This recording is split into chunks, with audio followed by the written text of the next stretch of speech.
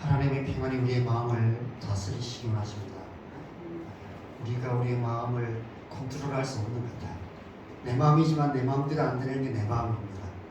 근데 하나님의 은혜가 우리의 마음을 다스리시도록 계속해서 하나님의 은혜를 구할 때 하나님 은혜가 우리의 마음을 다스리시며 우리가 어떻게 할 수 없는 우리로부터 나올 수 없는 하늘의 기쁨, 하나님의 평안이 우리 안에 충만하게 될 줄 믿습니다. 양기만큼 그렇게 살아가시는 저 여러분 되시길 바랍니다. 믿음으로 안식하는 삶이라는 제목으로 요한복음 이제 5장으로 넘어가겠습니다. 5장 8절에서 10절까지 말씀만 보겠습니다. 우리 5장 8절에서 10절까지 말씀 함께 읽겠습니다. 시작.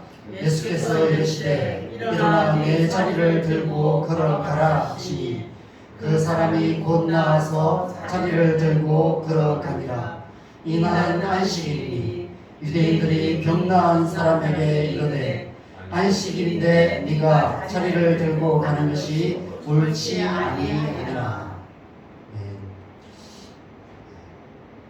우리가 지난 몇 주 동안 요한복음 2장과 4장 사이에서 계속해서 우리가 말씀을 나누었습니다.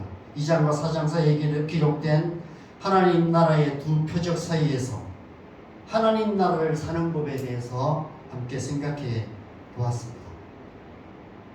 갈릴리 가나의 혼인잔치에서 물을 포도주로 만드신 첫 표적과 가버나움 왕의 신하의 아들을 고치신 두 번째 표적은 솔로몬 성전의 입구에 두 녹기둥인 야긴과 보아스와 같다는 말씀을 제가 드렸습니다.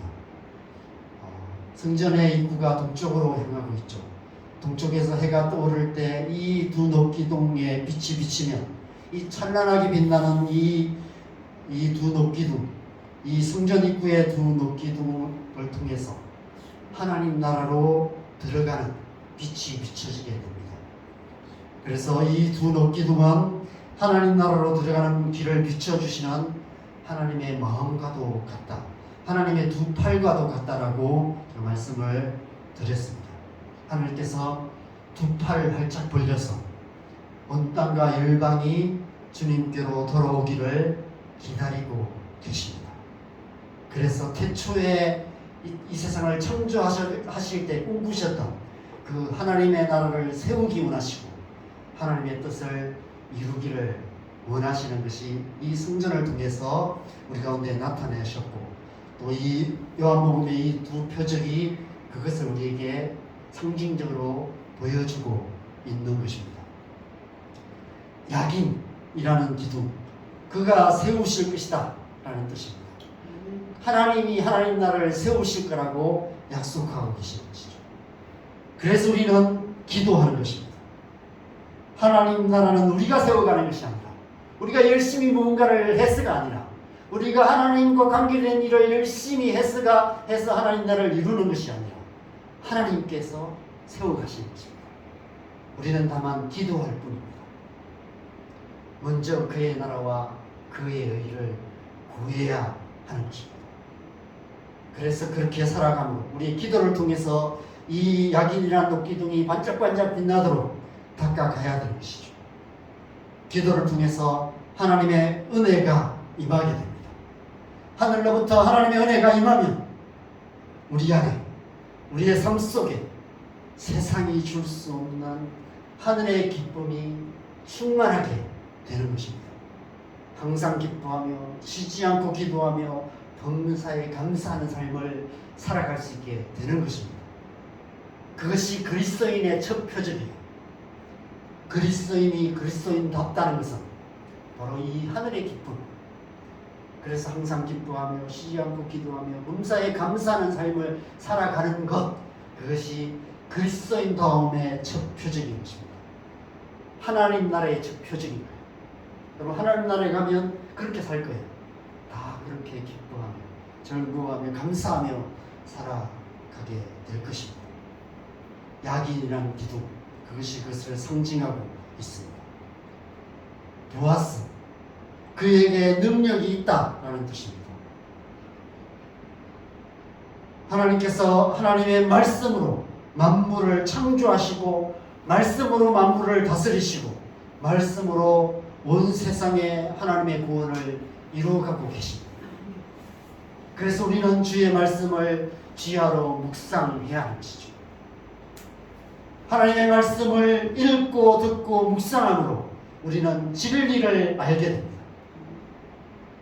진리를 알지니 진리가 너희를 자유케 하리라 라는 말씀처럼 진리로 말미암아 죄와 사망의 권세에서 자유를 얻게 됩니다. 세상에 거짓된 생각들이 많아요. 우리의 마음을 미혹하게 하고 우리의 생각을 어지럽게 하는 온갖 거짓된 생각들이 많이 있습니다. 그게 마치 옳은 생각처럼 들려요. 신천지에 왜 사람들이 빠집니까? 그것이 너무 옳은 것처럼 들리니까 그렇게 빠질 수밖에 없어요. 진리를 알아야만 그것을 분별할 수 있습니다. 하나님의 말씀을 읽고 듣고 묵상함을 통해 진리를 알게 되고 진리를 알게 되면 우리는 자유함을 얻게 돼요. 하나님의 말씀뿐만 아니라 하나님의 말씀의 능력이 우리의 삶의 모든 풍랑을 잠잠하게 만드십니다. 우리의 마음에 격동하는 우리의 그 감정들도 잠잠하게 하시고요. 우리의 삶에 어려움을 주는 수많은 문제들을 잠잠하게 하십니다. 그래서 세상이 알 수 없는 평안을 누리게 하시는 것입니다. 그것이 그리스도인의 두 번째 표적이에요. 기쁨과 평안, 기도와 말씀, 은혜와 진리. 그래서 우리는 날마다 기도와 말씀으로 이 두 기둥 사이를 지나 우리가 그 영광을 보니 아버지의 독생자의 영광이요 은혜와 진리가 충만하더라 라고 말씀하시는 은혜와 진리가 충만하신 예수 그리스도 안에 들어가 예수 그리스도 안에 거하는 삶을 살아가게 되는 것입니다. 그리스도인의 삶은 언제 어디서 무엇을 하든지 주님 안에 거하는 삶입니다. 주님 안에 거할 때 우리 안에 기쁨과 평안이 충만하게 되는 것입니다.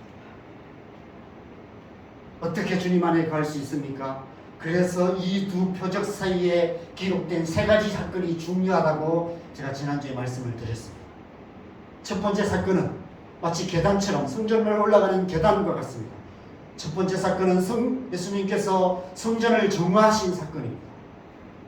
우리가 주님 안에 거하기 위해서는 주님 안으로 들어가기 위해서는 먼저 우리를 깨끗하게 해야 돼요. 우리의 마음과 생각을 깨끗하게 해야 됩니다. 회개하는 삶을 살아야 되는 것입니다. 회개를 통해서 우리의 모든 죄를 깨끗이 씻어야만 우리는 주님 안으로 들어갈 수 있고 주님 안에 거할 수 있습니다. 우리가 밖에서 막 어린아이들이 뛰놀다가 흙에 젖고 흙에 흙투성이가 된 그런 상태로 안방에 들어가서 침대에 누울 수는 없어요. 그렇죠?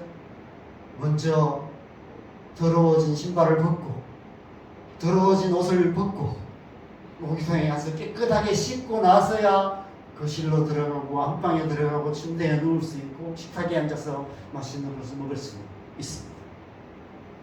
회개라는 것은 그런 거예요. 날마다 회개하는 삶을 살아가야 되는 것입니다. 그래야만 주님 안에 거하는 삶을 살 수 있습니다. 우리는 끊임없이 세상 속에 살아가요. 끊임없이 세상 속에 살다 보면 우리도 모르게 끊임없이 세상적인 생각들, 세상적인 마음들이 우리 안에 들어옵니다. 더럽혀질 수밖에 없어요. 더러워진 손과 발을 깨끗하게 씻어야만 하는 것입니다. 더러워진 옷을 벗고 깨끗한 새 옷을 입고 더러워진 손발을 깨끗하게 씻고 그렇게 주님 안에 거할 수 있는 것입니다. 그래서 우리는 밥 먹듯이 해결해야 된다라고 지난주에 말씀을 드렸습니다. 왜냐하면 우리는 밥 먹듯이 죄를 짓기 때문에 밥 먹듯이 회개하는 삶을 살아가야 합니다. 두 번째 사건은 한밤중에 예수님을 찾아온 니고데모에게 거듭남에 대해서 말씀하셨습니다. 사람이 거듭나지 아니하면 하나님 나라를 볼 수도 없고 하나님 나라에 들어갈 수 없다라고 말씀하셨습니다. 예수 그리스도를 믿음으로 우리는 하나님의 자녀로 다시 태어나야 합니다. 영적으로 다시 태어나야 합니다. 그냥 단지 교회만 다닌다고 구원받은 사람이 아니에요. 교회만 다닌다고 천국에 갈 수 있는 것이 아닙니다. 예수님을 믿음으로 거듭나야 하는 것이죠. 우리가 세례를 받는다는 것은 내가 예수님을 믿고 거듭난 하나님의 자녀라는 것을 상징적으로 고백하는 것이 세례입니다. 저와 여러분, 예수님을 믿음으로 거듭난 하나님의 자녀인 줄 믿습니다. 우리는 영적으로 다시 태어난 사람들이에요. 그런데 우리는 또 날마다 죽고 날마다 다시 사는 죽음과 부활을 통해서 날마다 성장해 가야 하는 것입니다. 오늘의 나는 어제와 나와 같은 존재가 아니에요. 날마다 새로운 존재가 되어지는 것입니다. 날마다 거듭나는 삶, 날마다 새롭게 되는 삶, 그런 삶을 살아가는 것, 그런 삶을 통해서 우리는 하나님 나라의 삶을 살아가는 것입니다. 세 번째 사건은 사마리아 우물가의 여인에게 예수님께서 하나님의 선물인 성령을 주실 것을 말씀하셨습니다. 그리스도인은 성령으로 살며 성령으로 행하는 성령의 사람. 우리는 성령으로 사는 법을 배워야 돼요. 내 힘으로 사는 법은 우리가 충분히 배워왔어요. 이 세상 끊임없이 그것을 가르쳐 왔습니다. 태어나서부터 지금까지 우리가 배워온 것은 내 힘으로 사는 법이에요. 내 생각, 내 마음, 내 뜻대로 살아가는 법, 그것을 충분히 배워왔습니다.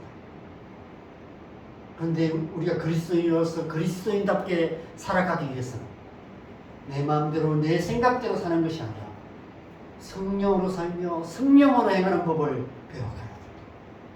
훈련해야 되는 것입니다. 그래서 우리는 성령으로 세례를 받아야 되고요. 날마다 성령 충만한 삶을 살아가야 합니다. 성령의 다스리심을 받는 삶, 내 마음과 내 생각이 성령의 다스리심 가운데 살아가는 삶, 그런 삶이 무엇인지를 조금씩 알아가고 배워가고 그렇게 살아갈 수 있는 사람이 되어져 가야 하는 것입니다. 언제까지? 하나님 앞에 갈 때까지, 저 천국에 갈 때까지 조금씩 알아가고 배워가고 훈련해 가는 것, 그런 삶을 살아가야 하는 것이죠. 회개와 거듭남과 성령의 은혜로 우리는 주님 안에 들어가 주님 안에 거하는 삶을 살아가게 되는 것입니다. 언제 어디서 무엇을 하든지 주님 안에 거하며 주님과 동행하는 삶을 살아가게 되는 것이죠. 그렇게 살아갈 때 우리 안에 기쁨과 평안으로 이 땅 가운데 하나님 나라를 빛내는 그런 하나님의 백성으로 살아갈 수 있게 되는 것입니다. 여기까지가 지난주까지 나눈 말씀의 요약입니다. 한 10분밖에 안 걸린 말씀을 제가 몇 주 동안 나눴던 것 같습니다. 여러분, 설교는 짧은 얘기를 길게 하는 게 설교인 것 같아요. 쉬운 얘기 어렵게 하는 게 설교인 것 같습니다. 10분 만에 할 수 있는 얘기를 제가 한 몇 주 동안 한 것 같아요. 오늘은 이제 이 주님 안에 거하는 삶이 무엇인지를 다른 말로 제가 설명하려고 합니다. 그것을 바로 안식이라고 합니다. 오늘 본문을 통해서 안식하는 삶에 대해서 함께 생각해 보려고 합니다. 여러분, 신앙생활은 안식하는 삶입니다. 그리스도인의 삶은 안식하는 삶이에요. 사도 요한이 오늘 본문에서 예수님께서 안식일에 베데스다 물가에서 38년 된 병자를 고치신 사건을 기록하고 있습니다. 요한복음 4장까지 두 표적에 대한 얘기를 하고 그 두 표적 사이에서 세 가지 사건을 기록한 이후에 곧이어서 베데스다 물가에서 38년 된 병자를 고치신 사건을 기록하고 있어요.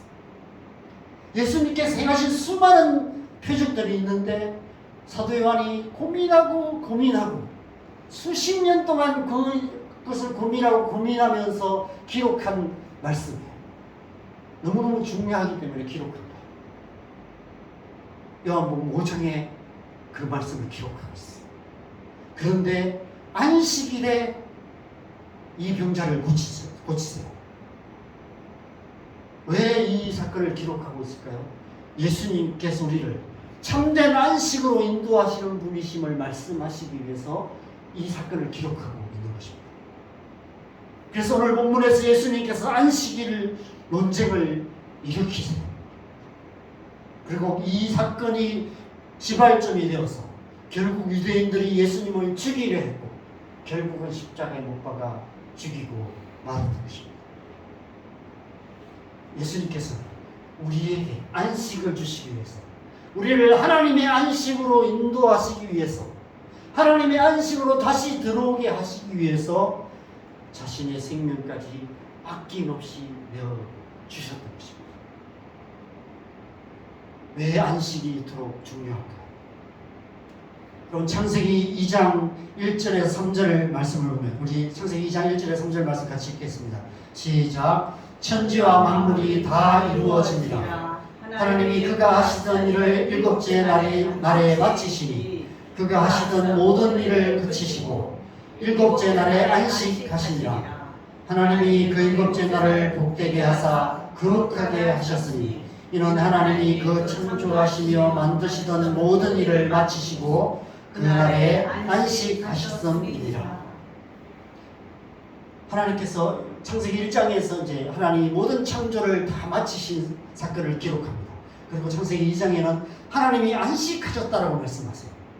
그리고 그 이후에 사람을 만드신 사건과 에덴 동산을 창조하신 이야기를 기록하고 있습니다. 왜 앞에 기록하지 않고 왜 이 말씀 다음에 그걸 기록하셨을까요? 하나님께서 그 하나님의 안식 가운데 우리를 창조하셨고 안식 안에 그하는 존재라는 것을 말씀하시기 위해서 그렇게 그 순서로 기록하고 있는 것입니다. 여러분, 우리는 태초에 하나님의 형상으로 지음받은 하나님의 안식 가운데 그하는 하나님의 자녀들이에요. 하나님의 일을 하는 일꾼으로 우리를 만드시지 않으셨어요. 하나님이 안식하시기 위해서, 그럼 하나님은 쉬시고 우리는 일하게 만들기 위해서 하나님 우리를 만드신 게 아니라는 거예요. 많은 사람들이 오해합니다. 많은 사람들이 그렇게 하나님을 오해해요. 신앙생활을 그렇게 오해합니다. 신앙생활은 하나님을 위해서 뭔가 열심히 일하는 것이라고 오해합니다. 하나님께서 우리를 일시키려고 부르신 것이라고 오해하는 것입니다. 여러분, 하나님은 우리를 일시키기 위해서 부르신 게 아니에요. 일시키려고 우리를 만드신 존재가 아니라는 것입니다. 세상의 신들은 그래요. 세상의 신들은 자신의 뜻을 이루기 위해서 도구로 사용하죠. 세상의 왕들은 그렇습니다. 자기의 권세를 유지하는 도구로 백성들을 이용합니다. 나쁜 부모들은 그래요. 자녀를 뭔가 자기의 소유처럼 여기며 자기의 뜻을 이루는 어떤 도구로. 그래서 아빠는 집에 와서 그냥 편하게 누워서 물 또 와라, 뭐 이것까지 와 저것까지 와 시키고. 저희 아버지도 옛날에 그러셨고, 제가 장남이거든요. 그래서 저도 좀 그랬어요. 제 동생들을 다 시켜 먹었습니다. 야, 물 좀 가져와 그랬는데 제 동생들이 막 물 갖다 주고 제가 나중에 주님 만나고 회개했습니다. 여러분, 하나님께서 우리를 어떤 힘든 일, 험한 일을 시키시려고 우리를 부르시지 않으셨습니다. 하나님의 형상으로 만드셨다는 것은 하나님의 자녀로 만드셨다는 거예요. 하나님은 쉬고 계시고 자녀들은 막 열심히 일하시고, 이게 하나님 나라가 아니에요.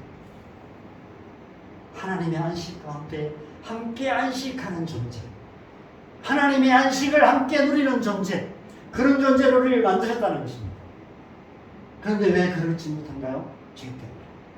죄로 말미암아 그 모든 하나님의 안식의 계획이 다 깨어졌기 때문에 그렇습니다. 예수님께서 요한복음 4장에서 내 안에 거하라 라고 말씀하세요. 와서 일하라 라고 말씀하지 않으셨습니다. 내 안에 거하라 라고 말씀하세요. 주님 안에 거한다는 것은 태초에 누렸던 안식을 말씀하시는 거죠. 그 하나님의 안식 안으로 다시 초청하고 계시는 거예요. 그 안식 안으로 다시 들어가는 것을 의미합니다. 다시 우리를 다시 하나님의 품에 안으셔서 하나님의 자녀가 되게 하시겠다는 것입니다. 태초에 범죄함으로 수고하고 무거운 짐을 지고 종노릇하며 죽기를 무수하여 한평생 매여 종노릇하며 살아가고 있는 그런 우리를 다시 하나님의 자녀가 되게 하시고 다시 하나님의 품에 안으시고 주님 안에 안식을 얻게 하시겠다는 것입니다. 그것을 다른 말로 구원이라고 말하는 것입니다. 구원은 하나님의 안식 안으로 다시 들어가는 것, 그것이 구원입니다. 그래서 예수님께서 이 안식일 논쟁을 일으키시고, 그래서 예수님께서 십자가에 못 박혀 죽으신 것입니다. 그 안식으로 우리를 인도하시기 위해서. 사실 모세의 율법을 주신 이유도, 모세의 율법의 안식일을 지키라고 명하신 본질적인 이유도 이 때문입니다. 여러분, 우리가 이 세상 살아가는 동안은 일하지 않을 수 없어요. 왜냐하면 육신에 속해 있기 때문에 육신의 필요를 채우기 위해서 일을 해야 합니다. 그런데 하나님께서 일곱째 날에 안식하셨듯이 일주일의 하루를 안식하게 하셨어요. 신명기 5장 13절에서 14절 같이 읽겠습니다. 시작.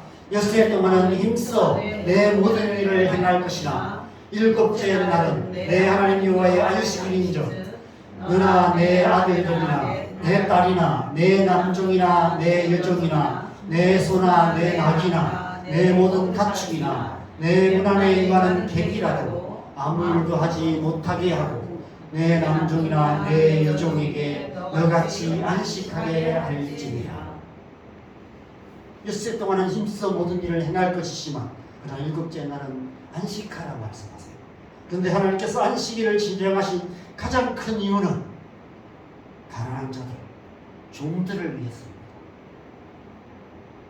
아들들과 딸들, 남종이나 여종, 심지어 소와 나귀까지도, 가축들까지도, 문 안에 유하는 개까지도 쉬게 하라 라고 말씀하세요. 여러분, 주인들, 부자들은 언제든 쉴 수 있습니다. 자기가 원하면 쉴 수 있어요. 그런데 종들이나 가난한 자들은 쉬게 해주지 않으면 쉴 수가 없어요. 제가 오래전에 선교단체에서 사역할 때 리더 회의가 있어서 하와이를 가본 적이 있습니다. 딱 한 번 하와이를 갔었어요. 하와이 코나의 열방대학을 갔었습니다. 그 하와이 코나 해변의 그 언덕을 따라서 수영장이 딸려있는 별장들이 절비하게 늘어서 있었습니다. 그 한 별장을 이제 빌려서 거기에 저희가 머물고 거기서 이제 하와이 열방대학을 가서 모임도 하고 그렇게 했습니다. 브레이크리님 살아계실 때 브레이크와 같이 이제 회의도 하고 그렇게 했었죠. 그 하와이에 있는 그 별장들은 미국의 부자들이 1년에 몇 개월씩 와서 쉬고 가는 그런 곳이에요. 1년에 몇 개월은 일하고 몇 개월은 쉬고 6개월은 일하고 6개월은 쉬고 이런 부자들이 많이 있다고 얘기합니다. 참 부러웠어요. 아, 그렇게 살면 참 좋겠다 이런 생각이 들었습니다. 뭐 6개월 아니더라도 한 11개월이라고 한 달 정도라도 그렇게 와서 쉬고 가면 참 좋겠다 이런 생각을 했었습니다. 그런데 여러분, 그렇게 살아가는 사람들은 지구상에 사는 70억 인구 중에 지극히 소수에 불과합니다. 대부분의 사람들은 먹고 살기 위해서, 처자식 먹여 살리기 위해서 하루도 쉬지 않고 일해야만 합니다. 저희 부모님이 그렇게 사셨어요. 저희 엄마 평생 그렇게 일만 하시다가 하셨어요. 저희 부모님은 이 땅을 살았던, 창세로부터 지금까지 이 땅을 살았던, 그리고 지금 이 땅을 살아가고 있는 사람들의 99.9%는 다 그렇게 살아요. 지극히 소수의 사람들만 자기 하고 싶은 대로 하고 편하게 살아갑니다. 일하고 싶을 때 일하고 놀 때 놀고. 오늘날 가장 이런 얘기는 안 하는 게 좋겠습니다. 너나 없이 그런 삶을 살고 싶다. 그냥 일하지 않고도 편하게 살 수 있는 길, 그런 길을 찾고 싶다. 그래서 대박을 꿈꾸고, 그죠? 주식 투자하고, 로또 사고, 그렇게 하는 이유가 그런 거죠. 하나님께서 안식일을 정하신 이유는 가난하고 힘없는 자들을 위해서였습니다. 그런데 유대인들은 그 안식일 규정을 오히려 율법화하여서 가난한 백성들을 억압하고 통제하고 착취하는 수단으로 만들어 버렸던 것이죠. 오늘 이 말씀에 보면 예수님께서 안식일 문제에 걸리지 않고도 충분히 병자를 고치실 수 있으셨습니다. 예수님께서 어떤 일을 하신 게 아니었어요. 그냥 단지 말씀으로 고치셨습니다. 예수님께서 말씀으로 병을 낫게 하셨어요. 어떤 병이 나았지만 예수님께서 어떤 일을 하신 게 아니었어요. 그죠? 안식일 규정에 말하지 말라는 규정은 없거든요. 그냥 단지 일어나 걸어가라 라고 하셨다면 아무 문제가 되지 않았어요. 여기 눈에 띄는 구절이 있죠. 내 자리를 들고. 이 말씀만 안 하셨으면 돼요. 예수님께서도 안식일 규정을 알고 계셨어요.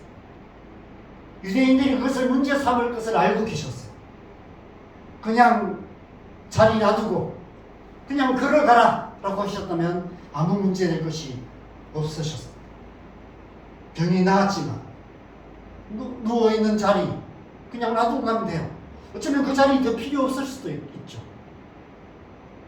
그런데 굳이 그 자리를 들고 걸어가라고 말씀하셨어요. 놔뒀다가 내일 가져가라 이렇게 얘기했었으면 아무 문제가 없으셨겠죠. 그런데 예수님께서 일어나 네 자리를 들고 걸어가라 말씀하셨습니다. 그래서 그 사람이 예수님의 말씀대로 행했어요. 예수님께서 일어나 내 자리를 들고 걸어가라 말씀하셨기 때문에 그 사람이 일어나서 자리를 들고 걸어갔습니다. 나았어요. 그런데 유대인들이 자리를 들고 걸어가는 그것이 옳지 않다라고 시비를 걸기 시작했습니다. 그 행위 자체를 문제 삼기 시작했습니다. 언제든 얼마든지 피할 수 있는 논쟁이었는데 예수님께서는 피하지 않으셨을 뿐 아니라 오히려 의도적으로 그렇게 하셨어요. 왜 그러셨을까요? 참된 안식이 무엇인지, 예수님께서 왜 이 땅에 오셨는지를 말씀하시기 위해서였습니다. 예수님께서 이 땅에 오신 목적, 우리에게 참된 안식, 영원한 안식을 주시기 위해서였던 것입니다. 우리가 천국에서 영원히 누리게 될 안식이 무엇인지 보여주시고 그 안식으로 우리를 인도하시기 위해서 이 땅에 오셨음을 보여주시는 것이죠. 베데스다 못에 초자연적인 현상이 일어나고 있었던 것 같습니다. 정말 그런 일이 있었는지 실제로 있었는지 신학적으로나 과학적으로 설명할 수 없어서 이게 어떤 일인지 우리가 설명할 수는 없습니다. 그냥 천사가 이렇게 불시적으로 와서 물을 동하게 하면, 물이 움직일 때 사람이 들어가면, 병든 사람이 들어가면 낫는 일이 있었다고 합니다. 그런데 우리가 여기서 주목해야 될 사실은 그런 일이 있었냐 없었냐, 이게 뭐 과학적이냐 아니냐, 신학적으로 이게 어떤 놈이냐 이런 것보다 예수님께서 38년 된 병자를 고치셨다는 사실입니다. 여러분 얼마나 기뻐할 일입니까? 얼마나 축하할 일입니까? 저 여러분에게 이런 일이 일어났다면 얼마나 기뻤을까요? 우리의 사랑하는 부모님, 형제들, 가족들, 친구들 가운데 이런 일이 일어났다면 함께 기뻐하면서 축하 잔치를 열었을 것입니다. 그런데 오늘 유대인들의 반응을 보십시오. 38년 된 병자의 병이 나았다는 그 사실보다 자리를 들고 걸어가는 이 아무것도 아닌 이 사소한 한 가지, 이 행위를 문제 삼고 있었습니다. 얼마나 비인간적인 행위인지, 여러분 얼마나 비인간적인 일입니까? 종교가 얼마나 쉽게 비인간적으로 변질될 수 있는지를 보여주고 있습니다. 여러분, 종교가 율법적이 되면 비인간적으로 변질될 수밖에 없어요. 이단들이 하나님의 말씀을 율법적으로 해석해서 사람들을 비인간하고 있습니다. 정말 위험한 것이죠. 여러분, 이단들이 왜 그렇게 열심히 포교 활동들을 할까요? 비인간화 되었기 때문에. 제가 우연한 기회에 어떤 카페에서 신천지 사람들이 상담을 마치 상담하는 것처럼 하면서 계속 한 사람에게 1시간 반 이상을 어떤 얘기들을 쭉 하더라고요. 내 옆에서 보니까 막 그rum이 나고 그렇게 되거든요. 저렇게 하는구나. 사람을 비인간화 만들어 기계적으로 그런 일을 하고 있는 모습들을 제가 봤습니다. 비인격적이고 비인간적인 방법으로 수단과 방법을 가리지 않고 다른 사람을 비인간화하는데 열심을 내는 것입니다. 하나님의 말씀, 하나님의 율법을 그 목적과 완전히 반대되는 방법으로 사용하여서 그런 반대되는 결과를 만들어 버리는 것이죠. 오늘 예수님께서 38년 된 병자를 고치시고 일어나 내 자리를 들고 걸어가라 말씀하신 이 사건만큼 하나님께서 우리에게 주시기 원하시는 안식을 잘 표현한 사건은 없다는 생각이 저는 듭니다. 그래서 사도 요한은 예수님께서 행하신 수많은 표적들 가운데서 이 사건을 오늘 본문에 중요하게 기록하고 있는 것입니다. 여러분, 하나님께서 우리에게 주시기 원하시는 안식은 우리의 인생의 이 가장 본질적인 문제를 해결해 주시는 것입니다. 그것이 아무리 오래된 문제라 할지라도, 우리가 아무리 절망적인 상황에 처해 있다 할지라도 하나님의 은혜가 우리의 삶에 임하시는 그 모든 문제들로부터 자유케 되는 것, 그것이 바로 안식입니다. 우리를 묶고 있고 우리를 사로잡고 있고 우리를 얽매고 있는 그 쇠사슬을 끊어주시는 것, 자유케 해주시는 것, 그것이 안식입니다. 여러분, 이 38년 된 병자의 입장에서 한번 생각해 보시기 바랍니다. 얼마나 절망적인 상황입니까? 언제부터 거기 누워서 기다렸는지 알 수 없지만 그는 지금 다른 사람의 도움이 없이는 거동조차도 불가능한 상태였습니다. 이 앞절인 7절에 보면 6절에서 예수님께서 네가 낫고자 하느냐라고 물으세요. 그러자 이 병자가 이렇게 대답합니다. 주여, 물이 움직일 때에 나를 못에 넣어주는 사람이 없어서 내가 가는 동안에 다른 사람이 먼저 내려가나이다. 아마 물이 동할 때 이 사람이 물에 들어가 보려고 기어갔겠죠. 근데 다른 사람들은 그냥 뛰어서 갔기 때문에 아무리 애써도 거기에 갈 수가 없는 거예요. 절망감을 호소하고 있습니다.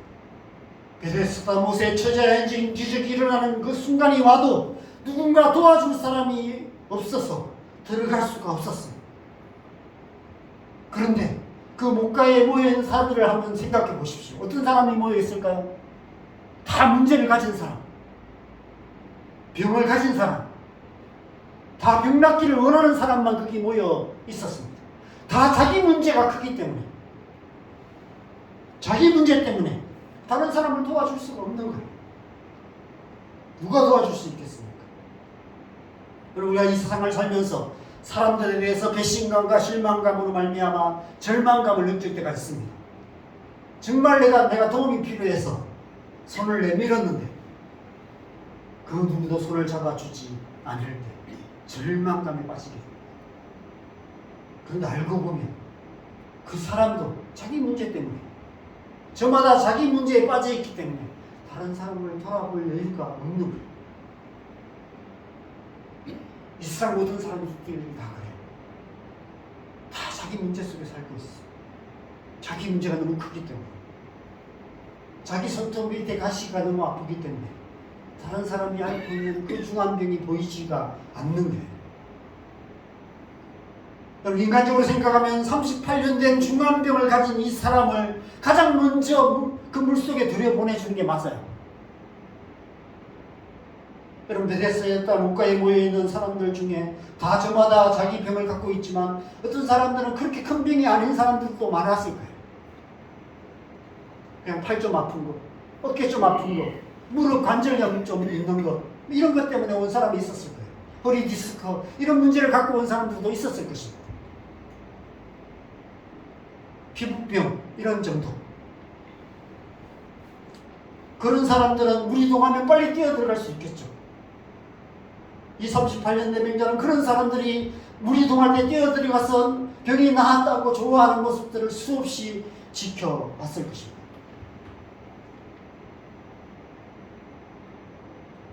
만약 여러분, 저와 여러분이 어떤 병을 가지고 그 자리에 있었다면 저와 여러분은 어떻게 했을까요? 저 사람은 나보다 더 중한 사람이기 때문에 저 사람 먼저 들여보내자, 이렇게 했을까요? 그렇게 하지 않았을 거예요. 믿도. 여러분, 이 38년 된 병자가 그런 행운을 얻을 가능성이 있을까요?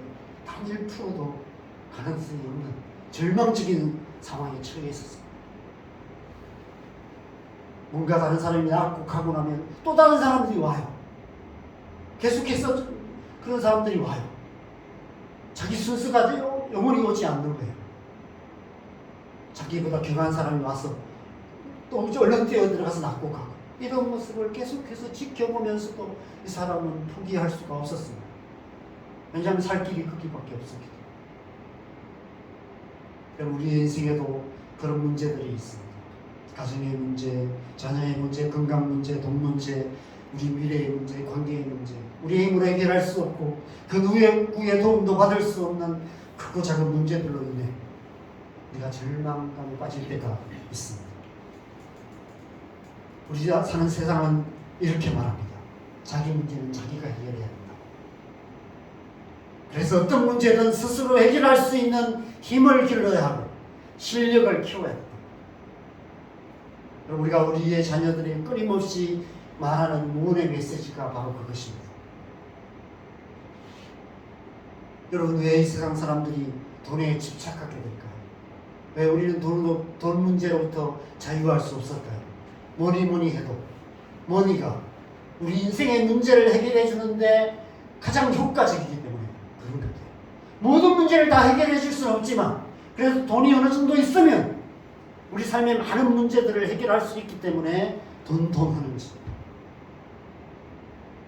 그래서 미래에 대한 대책을 쓰고 안정된 미래를 위해서는 충분한 돈이 필요하고, 그게 없으면 안정된 직장이라도 있어야 되기 때문에 또 그런 직장을 가지려고 애쓰고 공부하고 그렇게 하는 것입니다. 그것이 잘못된 것은 아니지만 우리가 살아가는 이 세상이 그렇다는 거예요. 그렇게 살아갈 수밖에 없다는 거예요. 그런데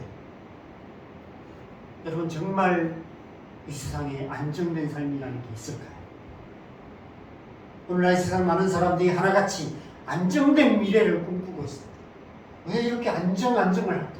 생각해보니까 우리의 앞세대들, 우리의 부모 세대들이 너무 불안정한 시대를 살았어요. 저희 부모 세대는 저희 아버지, 저희 할아버지, 할머니 세대들은 일제시대도 겪고 6.25도 겪고 이런 시대를 지났잖아요. 그죠? 그런 시대, 너무 불안정한 시대를 살아서 안정된 삶을 추구해왔고 그게 제일 중요한 가치였어요. 그러다 보니까 자녀들을 안정된 삶을 살게 만들어야 된다는 그 가치로 공부를 시켰고 그것이 교육의 목적이었고 그것을 자녀 양육을 하는 가치 기준이었던 것 같아요. 특별히 우리의 자녀들, 이 땅의 다음 세대들이 안정된 미래라는 헛된 꿈으로 인해 미래로 나가지 못하고 현실에 주저앉아 있습니다. 안정된 곳이 없어요. 발을 내디딜 곳이 없어요. 그냥 인생이라는 것은 불안정한 미래를 향해서 믿음으로 한 발 내딛는 것입니다. 그런데 그렇게 하지 못해요. 한쪽 발을 내딛어보면 불안정하고 반대로 나가도 불안정하고 안정된 곳이 없어요. 여러분, 왜 안정된 미래가 헛된 꿈일까요? 여러분, 이 세상은 안정된 미래를 향하고 있는 세상이 아닙니다. 오히려 이 세상은 반대로 언젠가는 멸망으로 끝나게 될 세상, 주님 다시 오실 그때가 가까워지고 있습니다. 정말로 향하고 있는 세상에 성경적으로 말합니다. 하나님께서 우리에게 주시기 원하시는 삶은 안정된 미래가 아니라 영원한 안식입니다. 그리스도인의 삶은 안정된 미래를 추구하는 삶이 아니에요. 그리스도인의 삶은 하나님의 안식에 들어가기를 힘쓰는 삶입니다. 그래서 히브리서 4장 10절에서 11절에 이렇게 말씀해요. 같이 읽겠습니다. 시작. 이미 그의 안식에 들어간 자는 하나님이 자기 일을 쉬심과 같이 그도 자기 일을 쉬느니라. 그러면 우리가 저 안식에 들어가기를 힘쓸지니 이는 누구든지 저 순종하지 아니하는 돈에 빠지지 않게 하려 함이라. 믿음으로 안식에 들어가기를 힘쓰라라고 말씀합니다. 여러분, 여기에 이미 그의 안식에 들어간 자가 어떤 자일까요? 이미 안식에 들어간 자는 자기 일을 쉰다라고 말합니다. 여기서 말씀하는 안식은 죽음 이후를 말씀하시는 게 아니에요. 만약 그렇게 해석하면 안식에 들어가기를 힘쓰라는 것은 그럼 죽기를 힘쓰라 이런 얘기가 되는 것이죠. 이 세상 사는 동안 하나님이 우리에게 주기 원하시는 안식에 들어가기를 힘쓰라고 말씀하시는 것입니다. 하나님이 자기 일을 쉬신 것 같이 자기 일을 쉬는 것이 안식이라고 말씀하셨고요. 여러분, 자기 일을 쉰다는 것이 어떤 의미일까요? 더 이상 나 자신을 위해서 살지 않는다는 것입니다. 내 문제를 내가 해결하는 것이 아니라는 거예요. 내 힘과 내 노력과 내 경험과 내 지혜로 나를 위해서 살아가는 삶이 아니라 하나님의 나라를 위해서 살아가는 삶을 말합니다. 그러면 내 삶의 문제는 어떻게 합니까? 주님께 맡기는 것이죠. 그래서 이 히브리서 4장 마지막 절에는 이렇게 말합니다. 같이 읽겠습니다. 시작. 그러므로 우리는 긍휼하심을 받고 때를 따라 돕는 은혜를 얻기 위하여 은혜의 보좌 앞에 담대히 나아갈 것입니다. 긍휼하심과 때를 따라 돕는 은혜가 우리의 삶에 역사하실 때 우리의 삶의 모든 문제들을 해결해 주신다는 것입니다. 그 은혜의 보좌 앞에 담대히 나아가라 라고 말하는 것이죠. 우리가 힘써야 할 것은 내 힘으로 내 노력으로 내 문제를 해결하려고 애쓰는 것이 아니라 하나님의 은혜 앞에 나아가기 힘쓰는 것, 그것이 그리스도의 삶이라는 것입니다. 그렇게 하나님의 은혜의 보좌 앞에 담대히 나아가 하나님의 안식을 누리는 것, 그것이 그리스도인의 삶이라고 말씀하고 있는 것입니다. 어떻게 은혜의 보좌 앞에 나아갑니까? 지난 몇 주 동안 나는 이 그림, 이것이 바로 이 안식을 말씀하는 거예요. 어떻게 안식 안에 나아가는가? 기도와 말씀을 통해 회개하고 거듭나는 삶과 성령에 충만한 삶을 살아갈 때 우리는 안식 안에 들어갈 수 있습니다. 하나님의 안식 가운데 살아가는 삶을 누릴 수 있는 것이죠. 하나님 안에 안식하는 삶을 가장 잘 표현한 말씀이 있습니다. 마태복음 6장 31절에서 34절까지 말씀입니다. 32절은 제가 뺐습니다. 같이 읽겠습니다. 시작. 그러므로 염려하여 이르기를 무엇을 먹을까 무엇을 마실까 무엇을 입을까 하지 말라. 그런즉 너희는 먼저 그의 나라와 그의 의를 구하라. 그리하면 이 모든 것을 너희에게 더하시리라. 그러므로 내일을 위하여 염려하지 말라. 내일 일은 내일이 염려할 것이요 한 날의 괴로움은 그날로 족하니라. 믿음으로 살아가라고 말씀하신 것입니다. 우리의 인생의 가장 본질적이고 기초적인 문제인 먹고 사는 문제까지도 하나님께 맡기고 믿음으로 살아가는 삶, 더 이상 먹고 살기 위해서 수고하고 무거운 짐을 지고 살아가는 삶이 아니라 내일을 위해 염려하며 안정을 추구하는 삶을 살아가는 것이 아니라 믿음으로 안식하는 삶을 살아가는 것, 그것이 하나님의 백성의 삶이라고 말씀하고 계시는 것입니다. 우리가 그런 삶을 살아가게 하시기 위해서 예수님께서 이 땅에 오셨고 우리를 그 안식 가운데로 인도하시기 위해서 예수님께서 십자가를 지신 것입니다. 여러분, 그리스도인의 삶은 두려움으로 안정을 추구하는 삶이 아니라 믿음으로 안식하는 삶인 줄 믿으시기 바랍니다. 그런 삶을 살아가시기 바랍니다. 언제나 우리와 함께 하시는 하나님을 믿음으로 언제 어디서 무엇을 하든지 하나님께서 나와 함께 하심을 믿고 하나님이 나를 도우시는 줄 믿고 믿음으로 한 걸음 내딛고 믿음으로 앞이 보이지 않지만 믿음으로 한 걸음 한 걸음 주님의 말씀 따라 살아가며 하나님께서 인도하신 대로 살아가는 삶, 주님 안에 날마다 안식하는 삶을 살아가는 저와 여러분 되시기 바랍니다. 그런 삶을 통해서 하나님의 나라가 우리 삶에 이루어지게 될 줄 믿습니다. 자, 우리 함께 이 찬양 우리 함께 하면서 주님 앞에 우리의 삶을 좀 올려드리고 함께 기도하시는 것 같겠습니다.